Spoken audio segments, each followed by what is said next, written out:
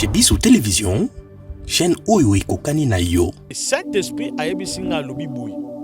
Na yebisa couple Atom se Bumba. Na yebisa bango ke ba sa confiance en n'importe qui te. Baza menacé spirituellement et puis physiquement. Spirituellement bazo lukandenge nini ya ko éliminer servante ya Nzambe. Maman Nadège. Okay. Monde des ténèbres ezo lukandenge nini ya ko éliminer. Chez Bissou Télévision, chaîne Oyo Ekokani na yo. Parce qu'on a surtout dans Nzambe, mais pourquoi tout ça? Et Dieu me dit, parce que cette femme, Maman Nadège, a une bénédiction pour la mobile. Okay. Et puis elle soutient vraiment le ministère de son mari. Et diable a fragilisé le ministère, il y a Papa Toms. Et il y a un diable qui a séparé Bango. Il a d'abord combattu ce couple. Ah, mais on a divorce, mais c'est battu. Chez Bissou Télévision, chaîne Oyo Ekokani na yo. Dans la trop prudent parce qu'il y a un esprit, il y a poison au temps pour la casse. Mais l'esprit va aller viser uniquement pour la maman. Chez Bissou Télévision, chaîne Oyo Ekokani na yo. Vraiment là qui souffrait na virus hépatite B. Na souffre qui mingi puis na qui suivi na université. Badako la nelangai, batali foi ils allaient bien, barin na ils allaient bien. Yangwana na pesi nzambe merci. Nzamba pasteur Ezekiel abikisinga ba. Chez Bissou Télévision, chaîne Oyo Ekokani na yo. Bozali belé bokota l'émission de partout na pesi bino mbote. Mbote balanyo c'est chez Bissou TV. Oui malamu na mission na bino réponse à nos questions. Yande ko na bino. Na pesi moyini nanga mbote, moyini mbote, moyini bonjour, moyini nanga bonsoir.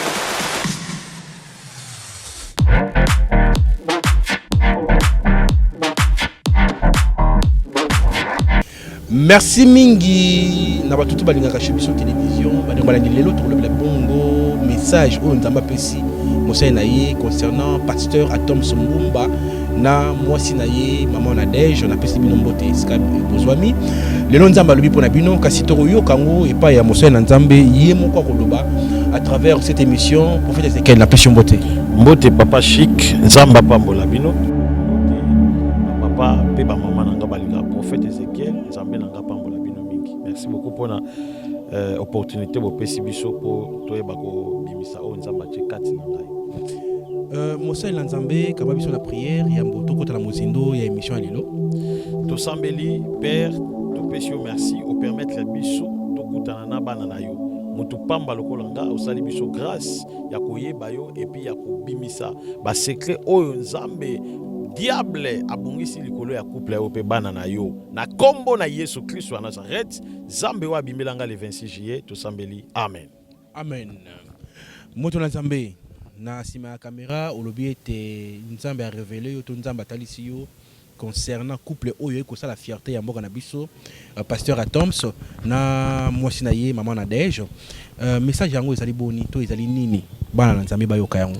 Vraiment Nzambe apambola bino papa chic puis na musala bosalaka eza message nzamba pesa kinga pona couple Atoms vraiment na kutana na bango boité to kutana boité keto solo là même na téléphone to bengana mais na landaka mingi ba émission d'être plutôt banzembo quoi banzembo Nzambe apesinga message oyo ngamo na lobaki te esengeli na le canal loba yango parce que na yebi ke biso basala nzambe penda temps ezalaka te moyen ya malamu ya transférer message ezali lokola baba en public koyoka pe message oyo na niveau moko public et puis na loba na bandeko oyo balingami ko juger basala nzambe ko juger bato bayeba ke non et il y a des gens oyo nzambe a sélectionné quel que soit ba erreur ya bato mais nzamba pona pe bato nzamba révéler ngeloko moko Bible zoloba Dieu parle dans des songes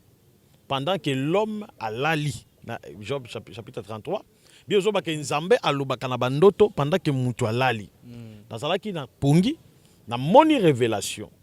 La révélation nga na moni papa Atoms et puis namoni na mwasi na ye mama Nadège oyo ayembelaka Nzambe namoni bango papa abandai comme si que kosambela pona mama Très bien. azo prier pona ye tant azo prier pona ye puis mama bandai kolela abandai koyoka libumu pasi pe andoyoka pe mamukuse mbala moko molimo ya Nzambe emiminga tina ndako na bango namoni un grand salon mais nakota na ndako na bango te c'est leur révélation et cause à la ndako ya deux grands salons on a monaki et puis namoni tant azo bondela pona ye azo sambela azo sambela azo lela nde molimo ya Nzambe emiminga tina kata ndako tant namoni na komi na kata ndako Nzambe ayebisinga alobi tala na laksa entourage ya bana na ngai Nzambe abengi bango bana na ye abitana laksa bango entourage ya bana na ngai pendant que Nzambe olakisa nga entourage namoni bato bazalaki wana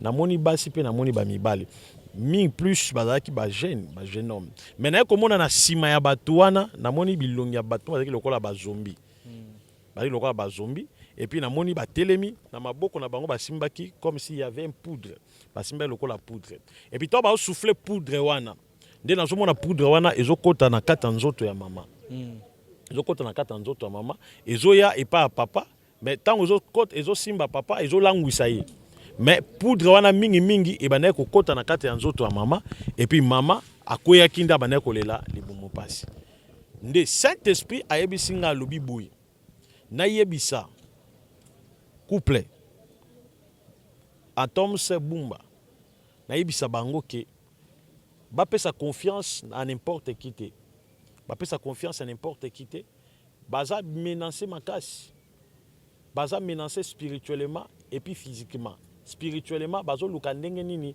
ya ko éliminer servante ya Nzambe mama Nadège monde des ténèbres ezo luka ndenge nini ya ko éliminer ye. Très bien.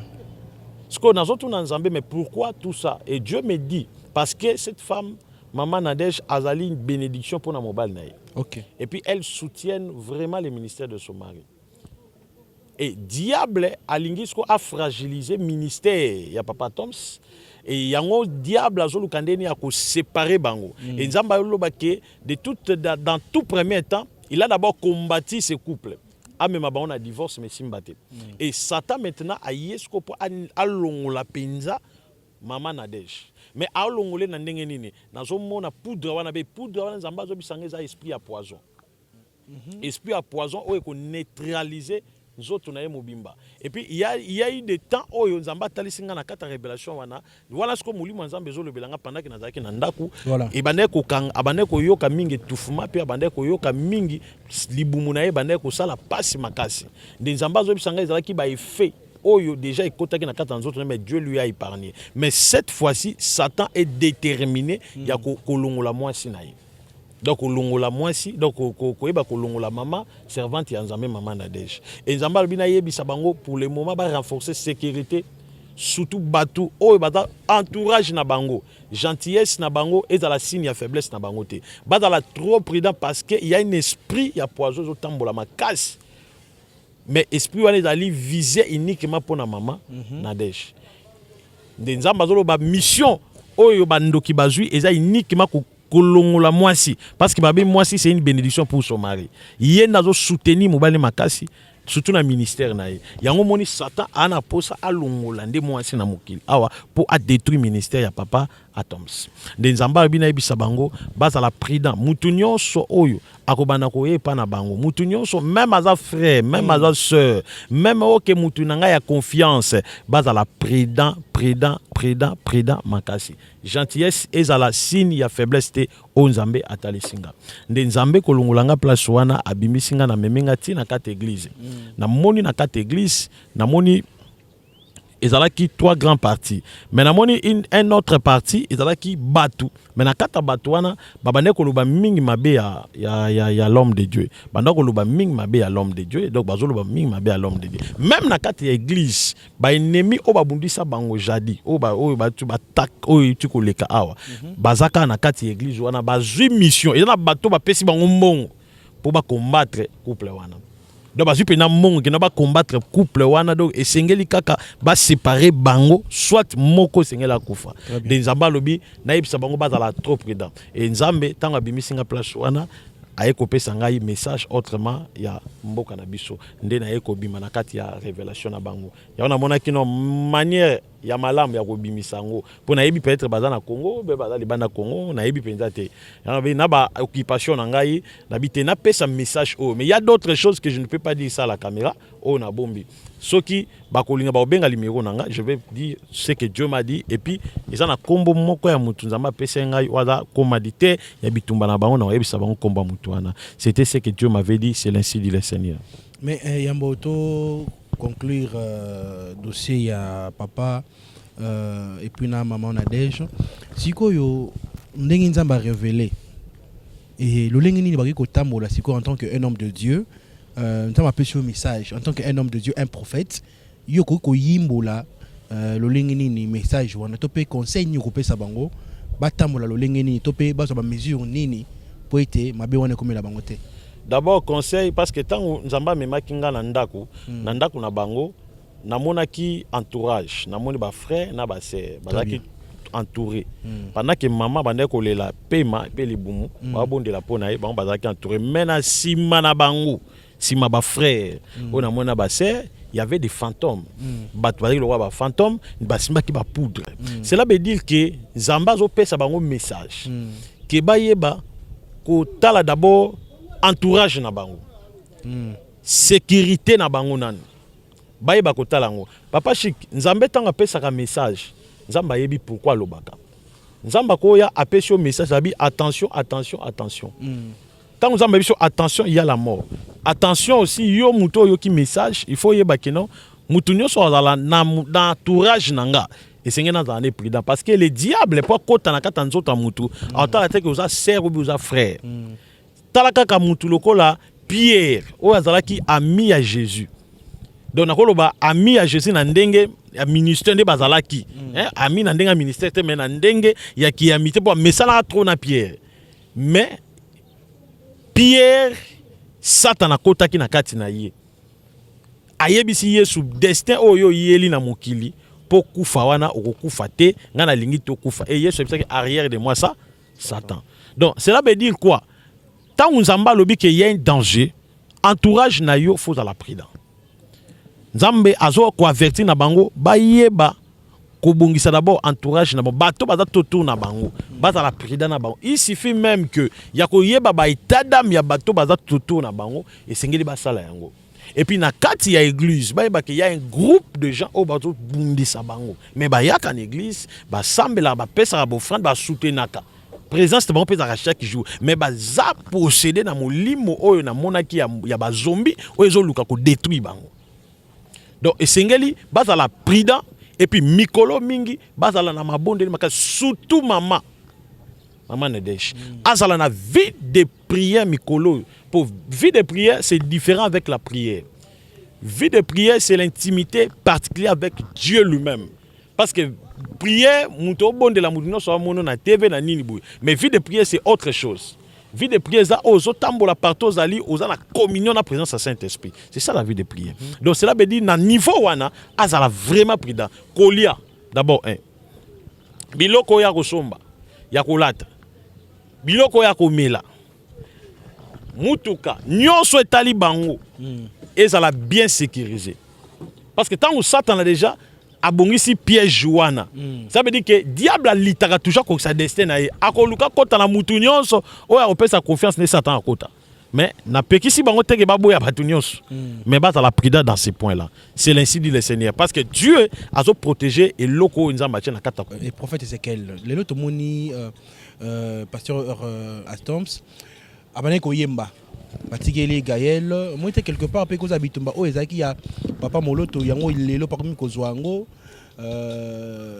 mikumba batikelaki papa ale moloto yemo komi pasteur akomi kolanda denzela à la fois yo repese conseil théatika nzela moko akamba par exemple mikumba o tatana atikela ye atika ki pasteur parce que quelque part ce ko kolanda nzela mi balé ko embryo kaka na vie et oda parmi bitumba na été bon ngai nzambe kolobelanga o eza lokola troisième fois alobelanga pona couple wana première fois on a connu dans l'au-delà tant on a monaki papa Atoms au ciel il y a eu un message qu'il m'avait donné na lobaki yango. Et deuxième message encore, c'est au ciel encore. Deuxième visite. Et troisième message, c'est ça ce que je viens de dire. Donc, comme ministère na ye pastoral, na koyemba na ye, c'est la volonté de Dieu. Okay. C'est Dieu lui-même qui a voulu que ye donc et ça ministère ezaki na kati na ye, mais ministère est bimi. OK. Donc Nzambe na linga ki ya koma oya zali wana. Donc et ça destin Nzambe.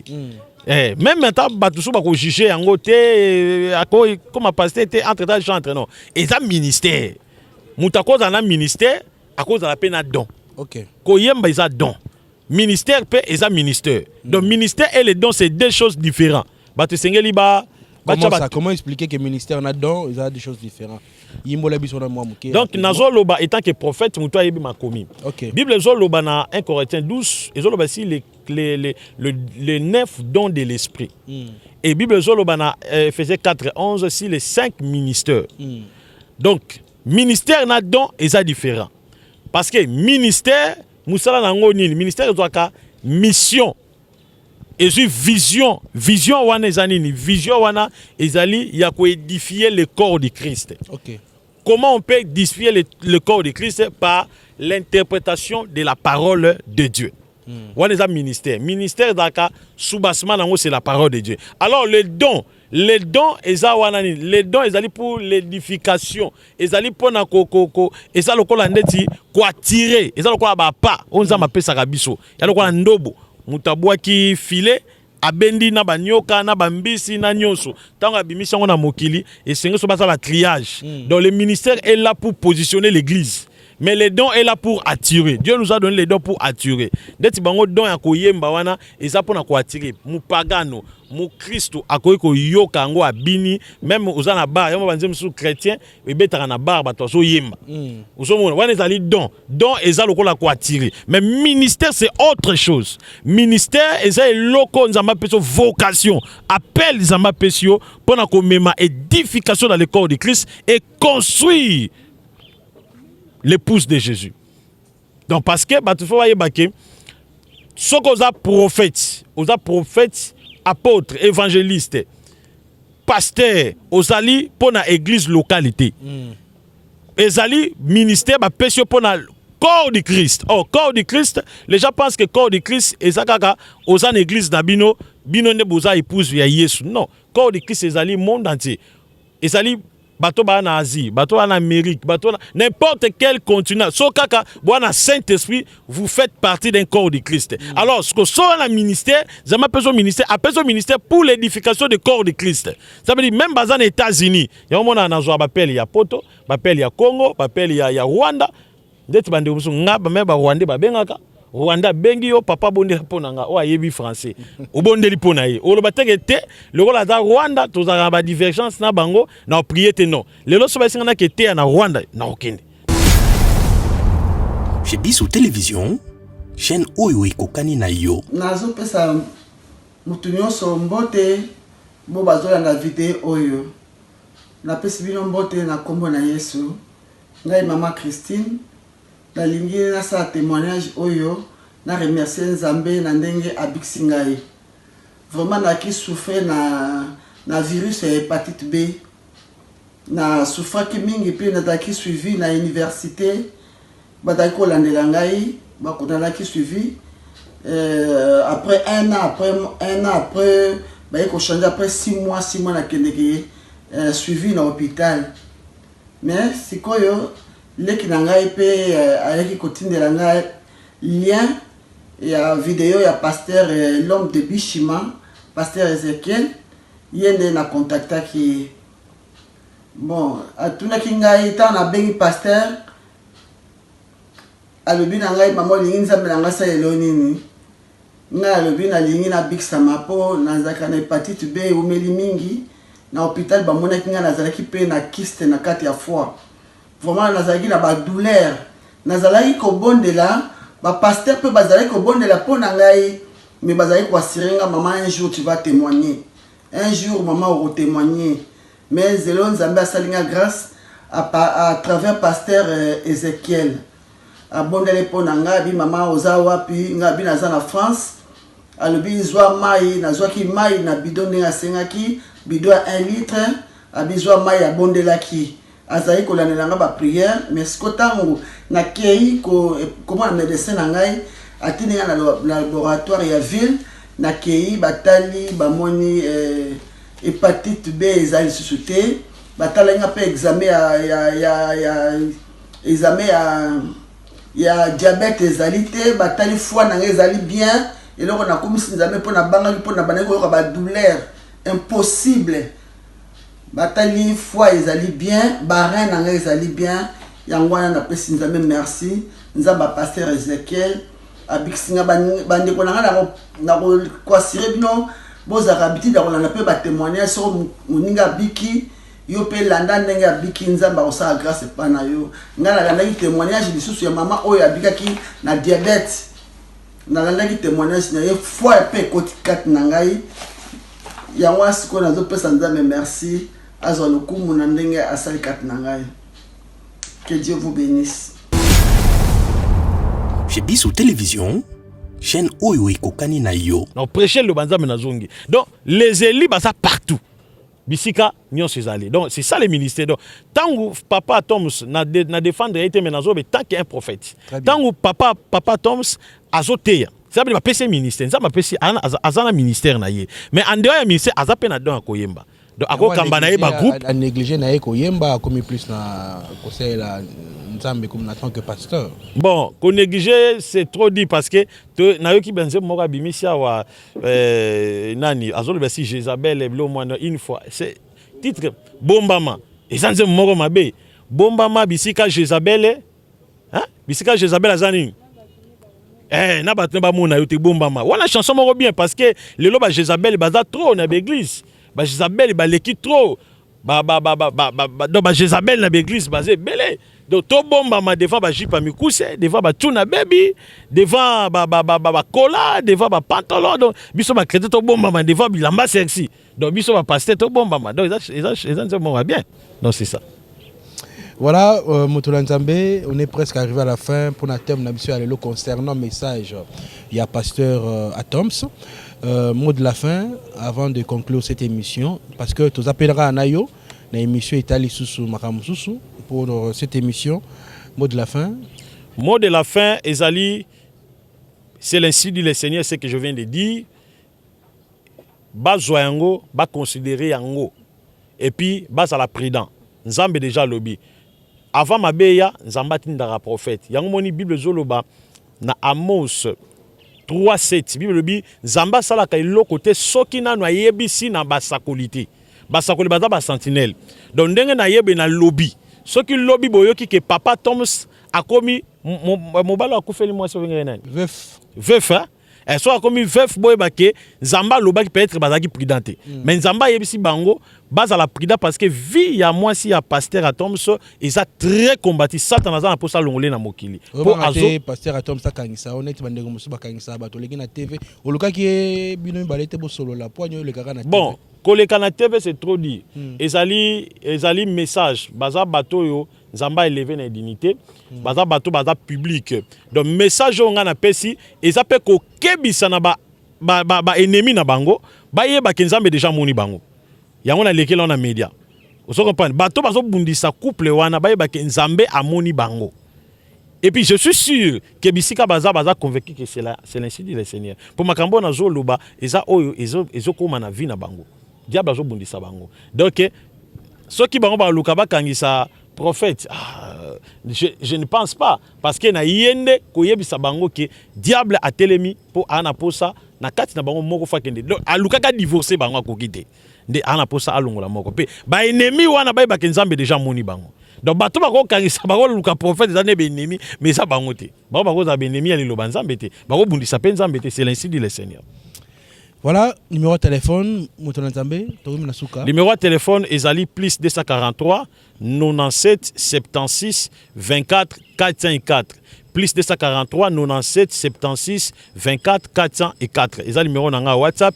Consultation prophétique, autour de volonté Nzambe, naza disponible pour nous répondre. Mais Motola Nzambe, avant de conclure l'émission, au Kolobani na ba union so ba vanda ka ko kubulele ko sa ba sai na Nzambe mabe. Topé kocha fait na bassin Nzambe C'était hier, Moussa Nanzamé moko pa lengana chez biso télévision. Tout moni Pachi Bamolo, azabe prophète. Oyo to saki émission moko to dénoncer concernant pasteur Marcelo. Ba Rolande sima basale mabeka na chez biso télévision ba comme mibale. Mais na profiter na occasion ko tuna yo ndenge ba mi ko menacer basale na Nzambe. Yo koloba nini? Et tout monini Nzamba réservé les batouana. D'abord, Lokaliboso. Des fois, pour ne pas citer les noms. Ouais. Ngakutunde baya kutu l'église na ba machette na ba sakaja et tout ba baby ça. Baya kutu ba baby ça ba buka tamba ba chaise ba baby ça. Église ma la police azala ki wana ba cha bango maboko. Mais lokwa naza mutu mona limbisa kana limbisa na nga bango na bimisa bango nyoso. Même la police ka moi ki na bikisa bango nyoso. Donc na bimisa bango nyoso.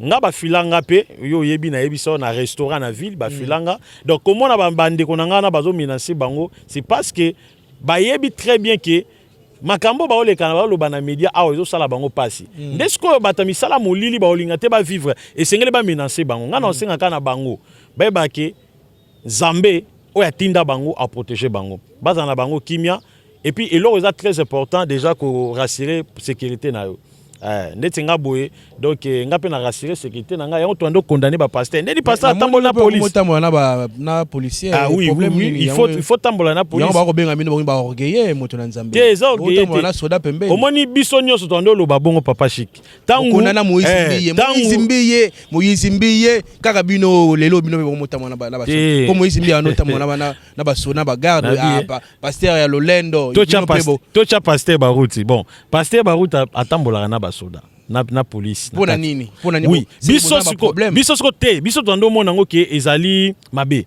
mais na ya ko comprendre ngo mukolo balakisanga munoko ya lichette Vous comprenez? Mukolo na mona munoko ya lichette na moni plus de 30 personnes entouré nga moko bamsu bazo ko invoquer bamsu ba lobi ke to panzo mutu mais na moni soko importance à police de na habiter na ko tambola pe na sécurité na sali les officiellement na ju police to tambola na c'est ba norme azo protéger prophète na nzoto mena moli munzamba zali donc na senga na bandeko ne ba ntoka ki obela inzambe te poani mais ne ba te ba ngaba koya po déjà nde nazaki wana oui nde nazaki wana oui nde nazaki wana déjà nazaki déjà mabe nazaki déjà mabe po na bengi leader na bango oyo ayaki na groupe wana tanga koti aye na calmer donc nde ayaki déjà wana nazaki déjà mabe oui ngako na yebisa kutu parce que dege bimai tango bango baye église nanga sepela ité bango pe ba sepelité bango to ba bandi déjà ko loba mabe po nanga alende bankambo wana tout ce n'est pas dire à la télé mais ngala lingaki na yebisa no l'église ba vanda bango pe ba vandi lokwa naza papa social ngala somela bango nyonso mulangaji après ko somela mulangaji nga boluka muto aza makasi na molimo aya to ça ne force contre force so nga na koyi na komi osambele pa na bino nga na salango mais lokwa la police ezalaki wana ekangaki po bango bayaki dia na trouble mais PDG kotaki ya ona yebisa bandeko bozala na bokebi yo moko monaki to sala émission mutao le kana na mutuka tozaki na yo abi yo pasteur toko beta yo biso toko beta yo isibi toko boma yo ozalaki wana mais la police ezalaki permet ta ba mo policier nga atelemi ye moko azwi chimie abando senga bolimbisi et heureusement yo pozalaki wana na félicité opendo za pena soda solo ozalaki wana pena sommeil asengi yo pe bolimbisi donc cela veut dire bandeko basala Nzambe ndeko botika te botata plainte soit plainte ko kanga mutu te ki akota makala cha plainte pour la sécurité na yo moko pour nazo biso papa so moni ba bundisa ba pachi tout parce que batamisa moli ba yebi ke to dénoncer bango bazane sengote et non senga na Nzamba protéger bango abundela bango po na yebi somo ya munoko ya lichette yango pe na yesa bango ba luka police c'est le moment. Voilà, mesdames, messieurs, on est arrivé à la fin de cette émission. Un grand merci à vous qui étaient nombreux pour nous suivre pendant cette émission. Un grand merci comme ça à Lili Moukadi, ma femme. Merci beaucoup à mes enfants, votre papa vous aime beaucoup. Merci beaucoup à tous nos sponsors. Hein. Donc je répète que nos sponsors, on a foutité, on a dit d'ici fin du mois, on va foutre pour qu'il y ait tous les gens bango. Mais on va fouti prophète Ezekiel, a foutu déjà on a sponsoring. Merci mingi. Toro Luka, balobi sombela. Je me suis émetté parce que quand la mingi il faut toko ta TNT parce que dans l'amour qui dans l'autre toko TNT.